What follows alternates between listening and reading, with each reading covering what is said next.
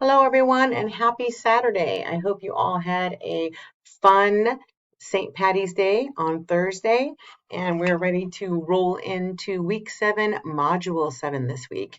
So, this week we'll be covering chapter 7 within our textbook. And as you see here under the instructions, I want to make sure you look at these points over prior to reading because I want to make sure you have a good foundation in these areas. And the first one is we're going to look at children's language and speech through different types of conversation.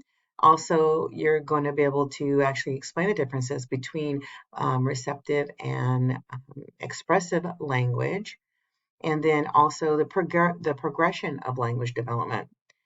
You'll be able to give us some examples of how we as teachers, what is our roles in language development?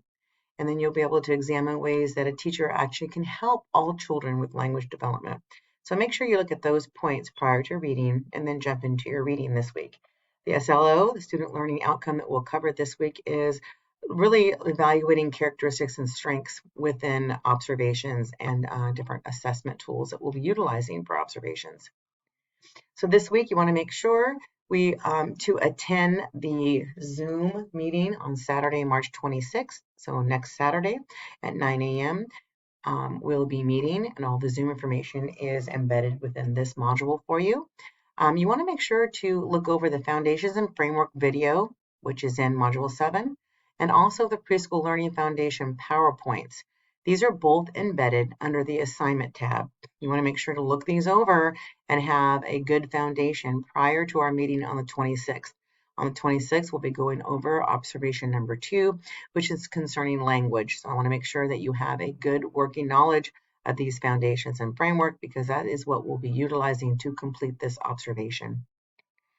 Once you read chapter 7, you want to look over your chapter videos and PowerPoint that I provide for you in Module 7. And then, of course, just like every week, quiz number 7 is due by Friday, the 25th of March. It's worth 10 points. You have 2 attempts, and the computer automatically takes the highest of your 2 attempts. This week, your discussion board is language development. Again, some of you are not posting your original by Wednesday evening. Every Wednesday, your original is due, your original thread. That's you answering all the questions that I pose. And then your 2 peer posts are due by Friday, the 25th at 11:59.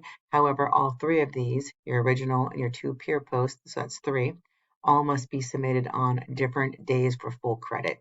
Okay, some of you are submitting those peer posts both on Friday, and you're not getting full credit, and your posts are great. So please just try to post them on separate days for your full credit.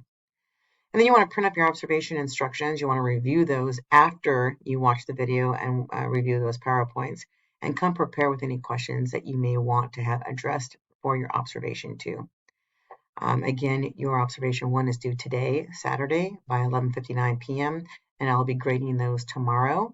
And I will give you 24 hours. So by Monday at 11:59, if there are any things that you want to change, I will give you explicit comments that will tell you exactly what I'm looking for that maybe you didn't hit.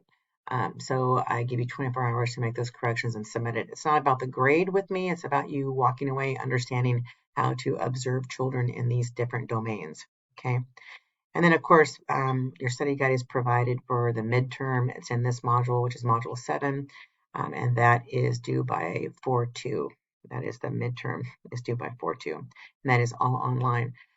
So let's go over your discussion board this week. I talked about when things are due, but the topic is language development. And for this particular week, you want to answer this question, and this states, it is not uncommon to want to finish sentences when you think you know what a person is trying to say.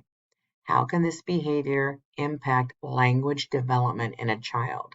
This is really important because it's very easy for us to just jump in and complete the child's thoughts before they can get them out. So I want you to indicate, how is this behavior, how can it impact their language development in a child? So going back to the instructions, that is it for this week. I'm looking forward to seeing you all on the 26th. I'm really looking forward to reviewing your observations tomorrow, which is Sunday, and then we'll meet next Saturday. Have a wonderful week. If you have any questions, please feel free to email me. I'll talk to you all soon.